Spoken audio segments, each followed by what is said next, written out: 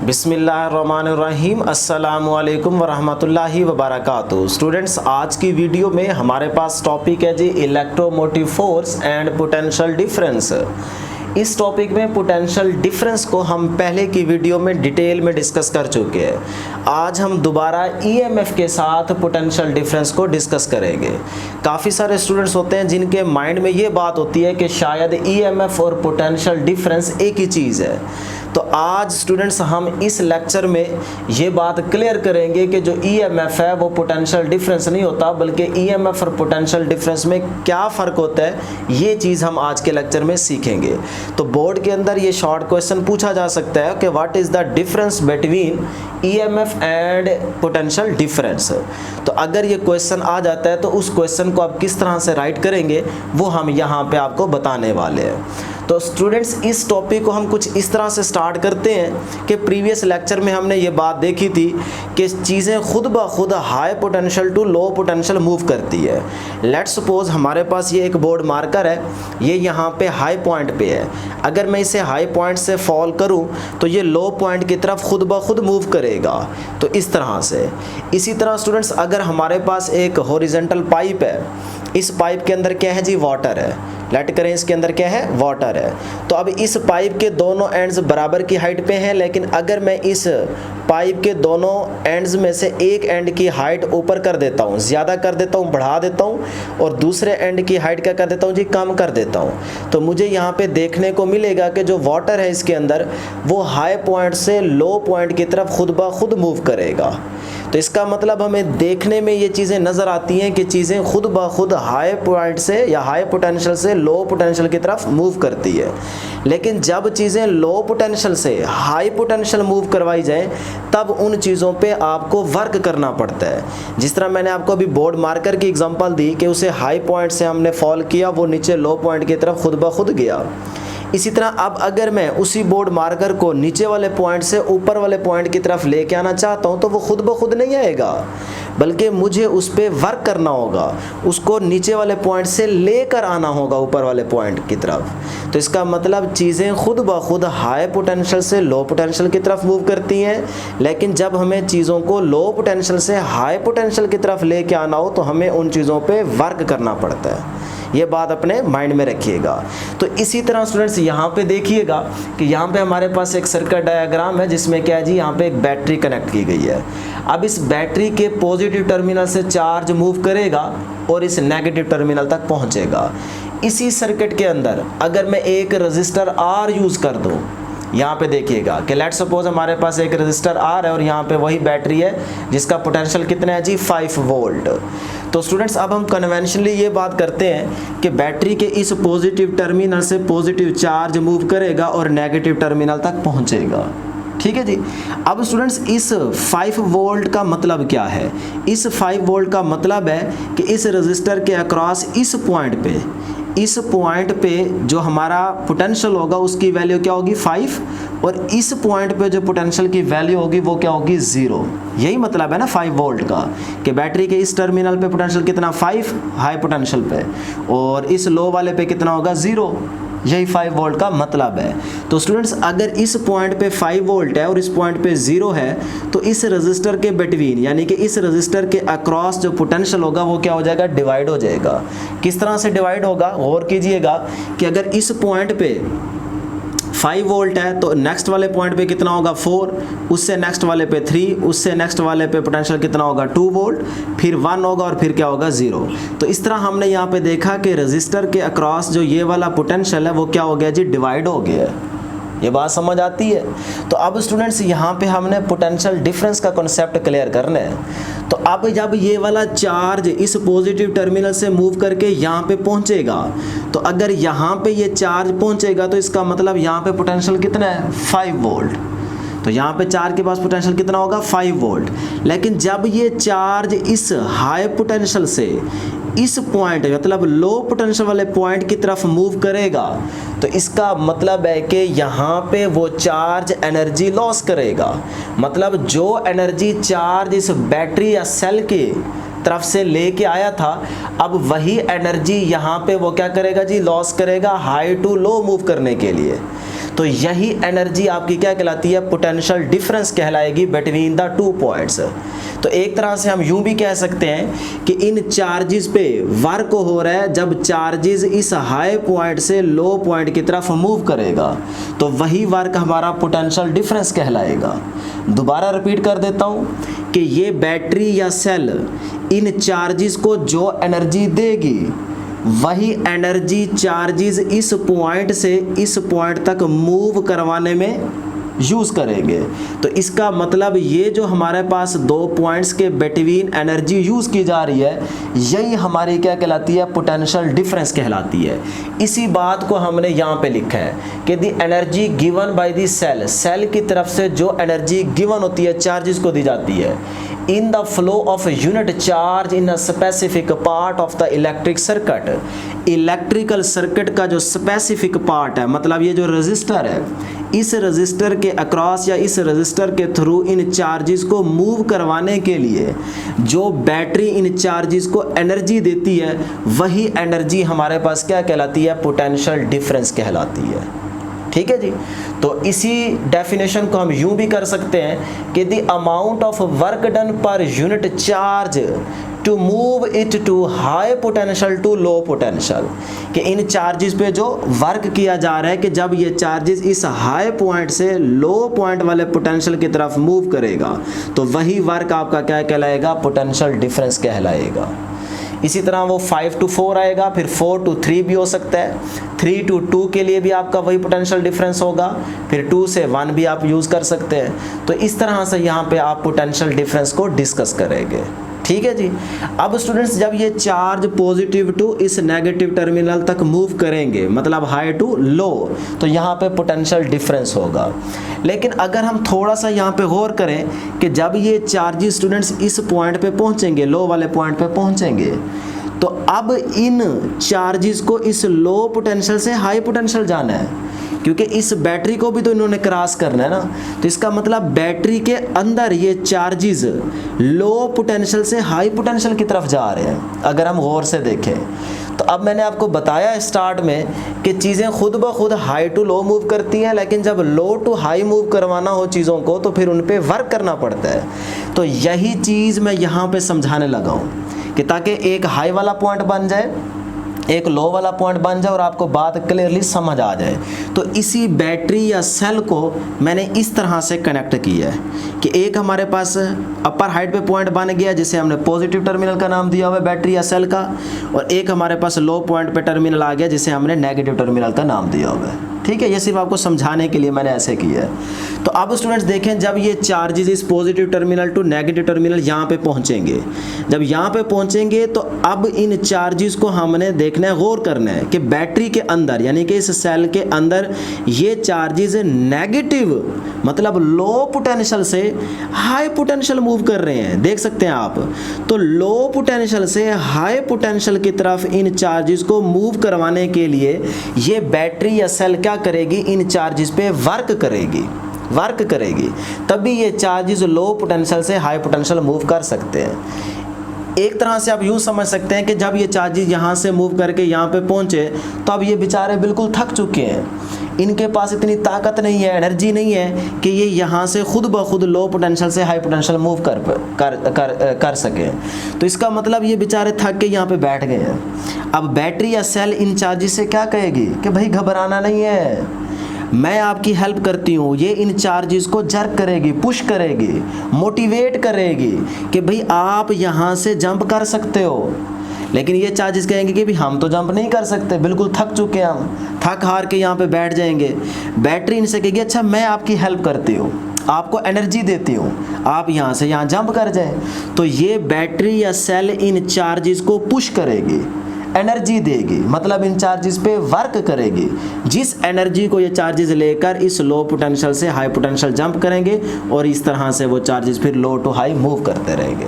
तो इसका मतलब यहाँ पे ये जो सेल है या बैटरी है, ये जो इन चार्जेस को पुश दे रहा है, यही एनर्जी पुश या वर्क हमारा ईएमएफ कहलाता है। तो बैटरी जो इन चार्जेस को लो पोटेंशियल से हाई पोटेंशियल मूव करवाने के लिए एनर्जी इनको दे रही है, वही एनर्जी हमारी ईएमएफ कहलाएगी।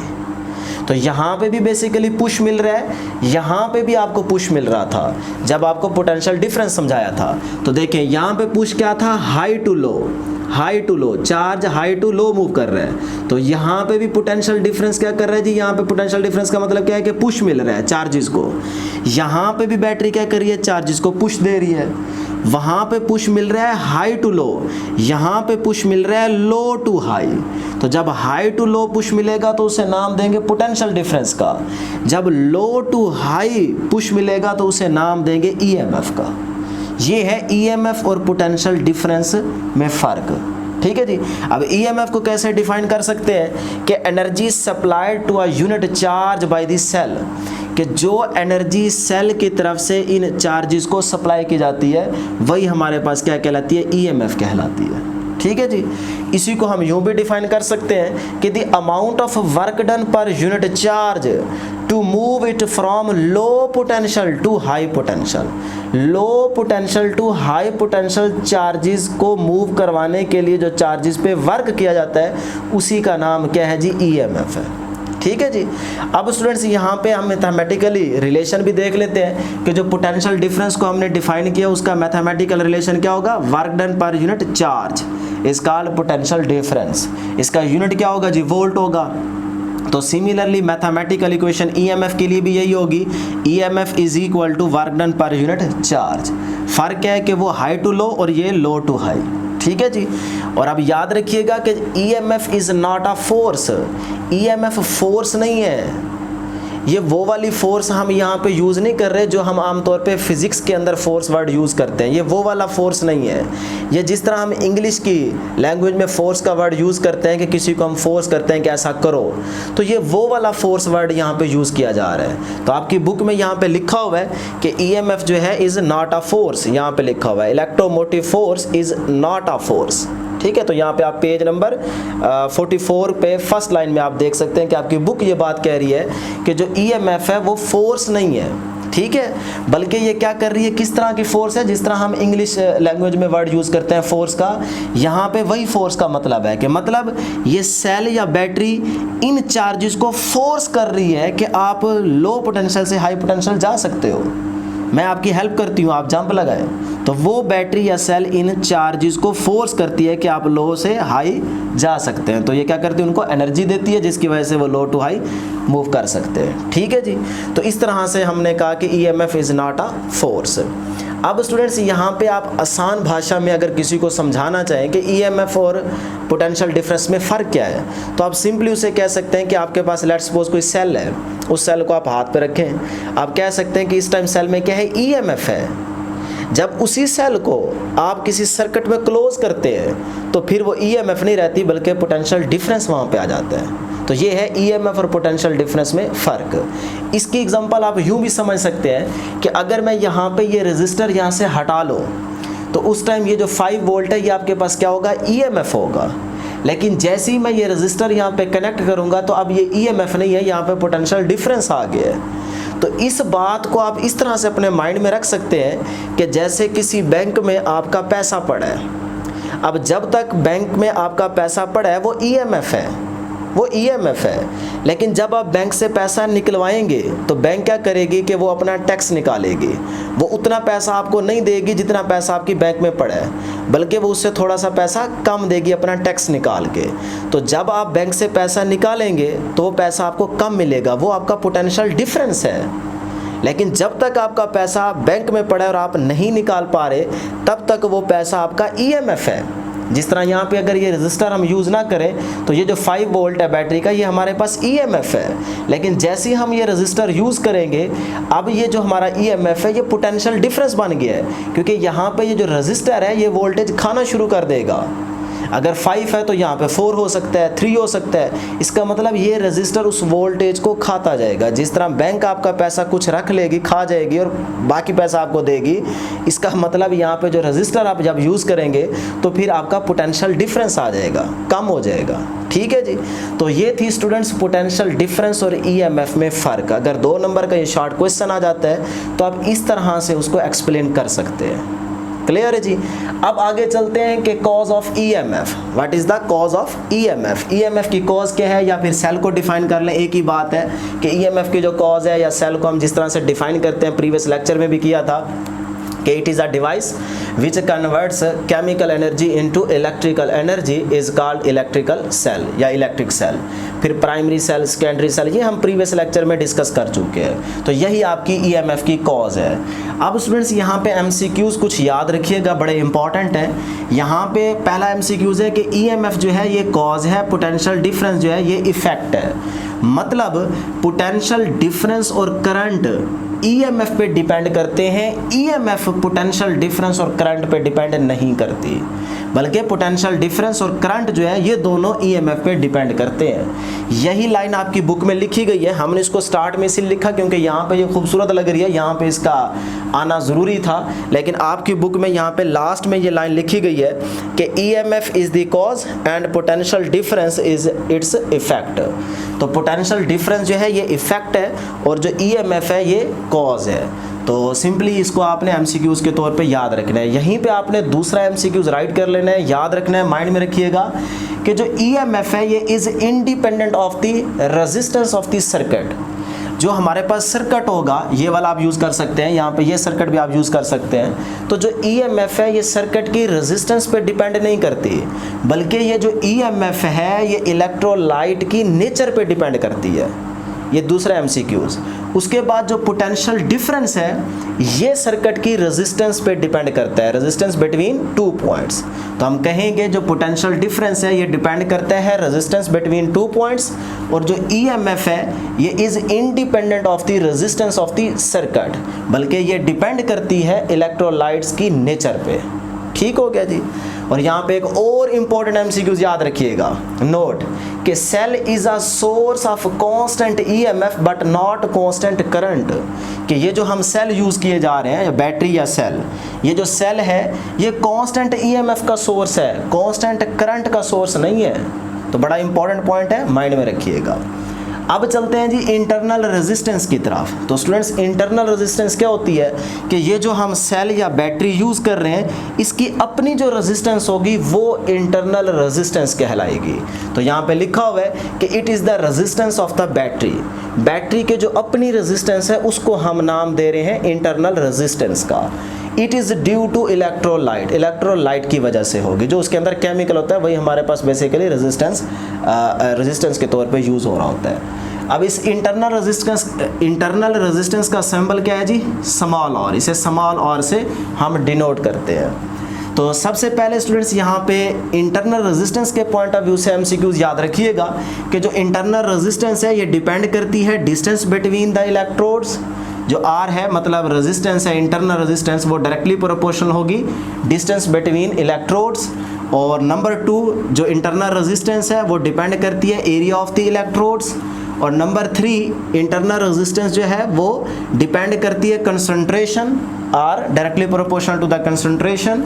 और नंबर 4 आप ये भी कह सकते हैं कि जो इंटरनल रेजिस्टेंस है वो डिपेंड करती है टेम्परेचर ऑफ द इलेक्ट्रोलाइट। और नंबर 5 पे आप ये भी कह सकते हैं कि जो इंटरनल रेजिस्टेंस है ये इलेक्ट्रोलाइट की नेचर पे भी डिपेंड करती है।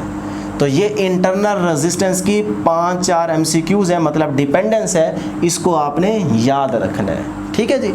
अब स्टूडेंट्स हम मैथमेटिकल रिलेशन फाइंड करते हैं कि जो ईएमएफ और पोटेंशियल डिफरेंस है इन दोनों का आपस में क्या रिलेशन है। तो इस मैथमेटिकल रिलेशन को हम यहाँ पे फाइंड आउट करते हैं। तो सबसे पहले आपकी बुक में इस तरह की एक डायग्राम दिखाई गई है कि यहाँ पे हमारे पास एक सेल है और ये वोल्ट मीटर, और यहाँ पे क्या है एक्सटर्नल रेजिस्टेंस यूज़ की गई है जिसको हमने नाम दिया हुआ है R का, वेरिएबल रेजिस्टर है। तो यहाँ पे हमारे पास जो सेल है, सेल की ईएमएफ क्या है जी E, और इंटरनल रेजिस्टेंस क्या है स्मॉल r। तो ये हमारे पास सेल, वोल्ट मीटर, और ये क्या है एक्सटर्नल रेजिस्टेंस। तो अब स्टूडेंट्स यहाँ पे हम ईएमएफ और पोटेंशियल डिफरेंस का रिलेशन मैथमेटिकल फाइंड करते हैं। तो अकॉर्डिंग टू ओहम्स लॉ के मुताबिक V is equal to I R होता है। यहाँ से I को अगर हम फाइंड करें तो I is equal to V over R बनेगा। अब यहाँ पे स्टूडेंट्स I क्या है, हमारे पास करंट है। V क्या है, हमारे पास पोटेंशियल है, जिसका मतलब क्या है कि वो पोटेंशियल का मीनिंग क्या है, पुश करना, मतलब धक्का। एक तरह से हम उर्दू में कह सकते हैं कि ये जो हमारे पास V है ये क्या है, धक्का है। और ये जो R है रेजिस्टेंस, रुकावट, तो उर्दू में क्या होता है, रुकावट। तो इसका मतलब उर्दू के लिहाज से हम कह सकते हैं कि करंट है वो इज इक्वल टू, यानी कि बराबर है धक्का ओवर रुकावट।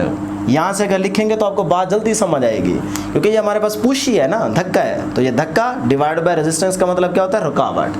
अब इसी फार्मूले को देख के आप यहाँ पे मैथमेटिकल रिलेशन यूज़ करें, वैल्यूज पुट करें।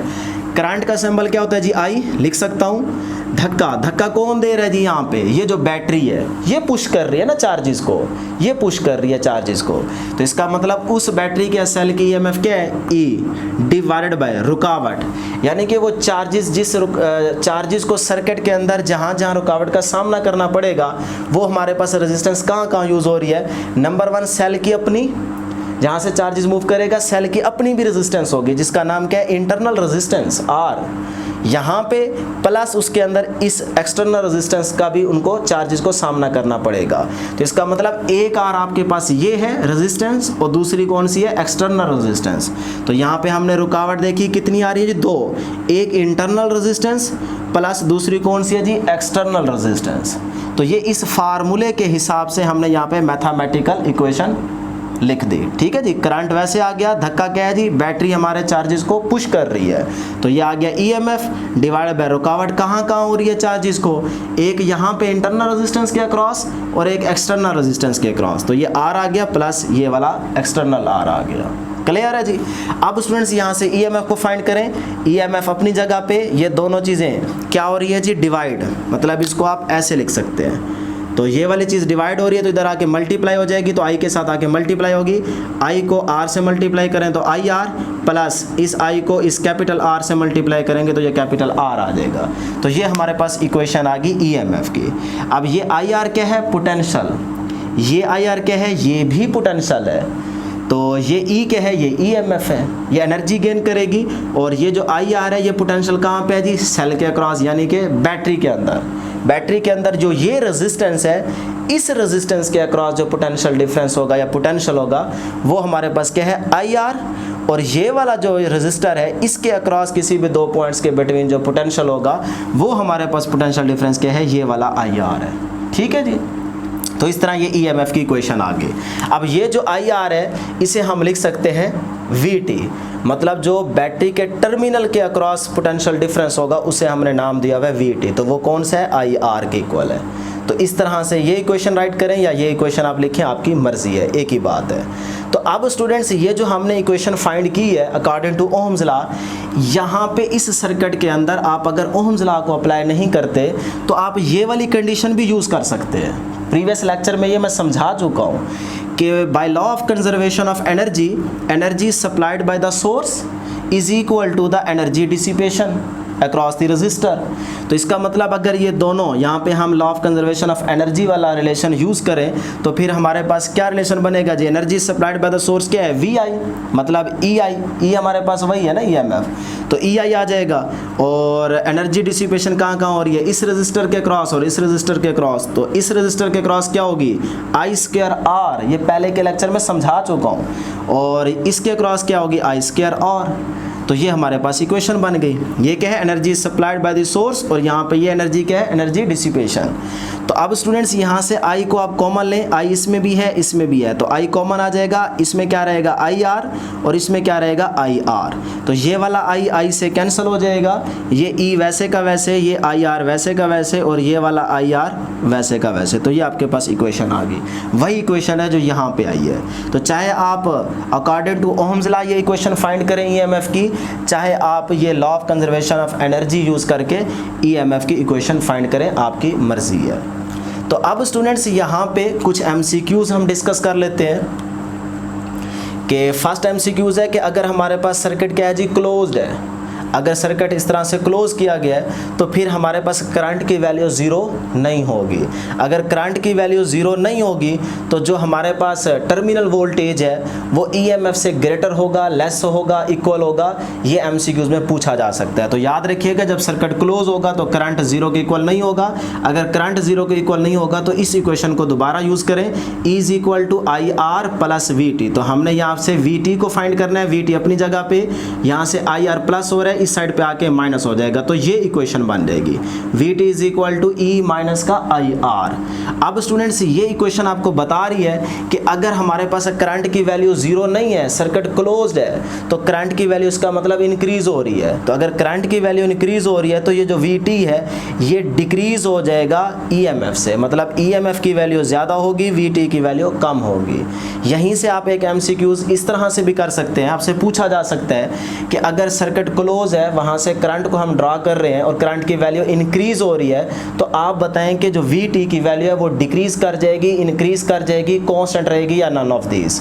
तो ये आपके पास ऑप्शन बना के MCQs दे सकते हैं। तो याद रखिएगा अगर करंट की वैल्यू इंक्रीज हो रही है तो यहाँ से देखिएगा अगर ये करंट की वैल्यू इंक्रीज हो रही है, यानी कि ये वाली वैल्यू क्या हो रही है, इंक्रीज, तो इसका मतलब ये वाला जो करंट है इस R के साथ क्या रिलेशन बना रहा है, डायरेक्ट मल्टीप्लाई ना, तो आपस में इनका रिलेशन क्या है, डायरेक्ट। तो ये वाला जो पूरा फैक्टर होगा ये वाला, इसका मतलब इसकी वैल्यू बढ़ जाएगी, इस पूरे की वैल्यू बढ़ जाएगी। अगर करंट इंक्रीज होता है तो इस पूरी फैक्टर की या टर्म की वैल्यू इंक्रीज हो जाएगी। अगर ये वाली वैल्यू बढ़ जाती है तो इसका मतलब ये ज़्यादा वैल्यू इसमें से क्या हो रही है, माइनस। तो इसका मतलब ओवरऑल इस चीज़ का जो आंसर होगा वो क्या हो जाएगा, वो कम हो जाएगा। अगर इसका आंसर ओवरऑल कम हो जाएगा तो इसका मतलब ये जो Vt है ये डिक्रीज कर जाएगा।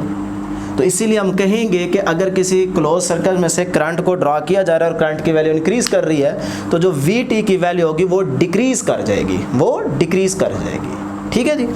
इसी तरह सेकंड हमारे पास पॉइंट हो सकता है ओपन सर्किट।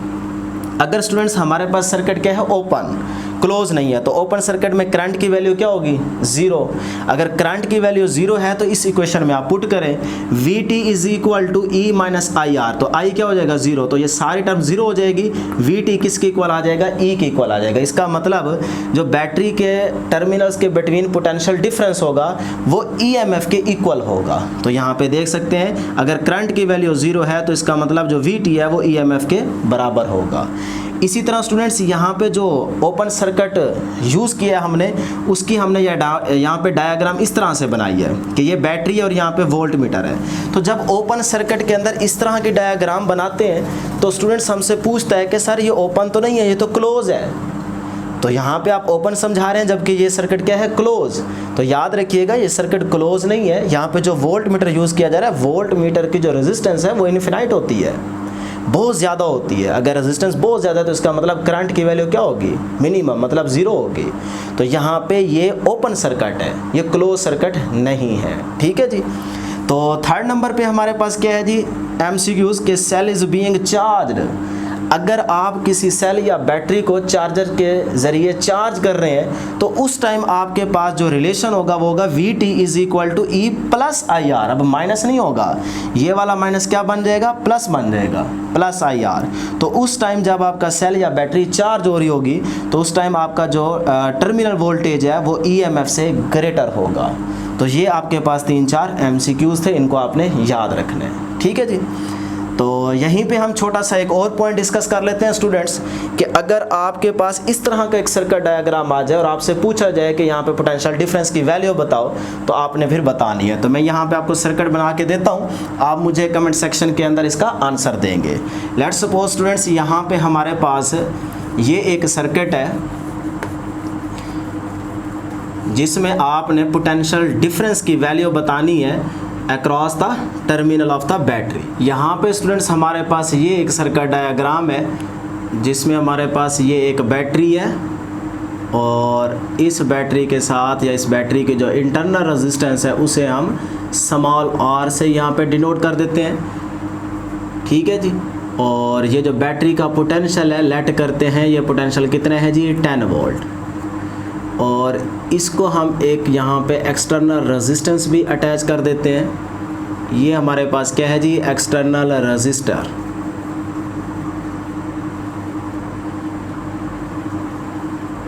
ठीक है जी। और इस एक्सटर्नल रेजिस्टेंस की जो वैल्यू हम कंसीडर कर लेते हैं वो कर लेते हैं जी 4 ओहम। इस इंटरनल रेजिस्टेंस की लेट्स सपोज कितनी है जी, 1 ओहम। और यहाँ पे जो बैटरी है वो कितना है, उसका पोटेंशियल 10 वोल्ट। और यहाँ पे इस सर्किट के अंदर यहाँ पे हम इस तरह से इसके अंदर कुछ चेंज लेके आते हैं, ये ऐसे।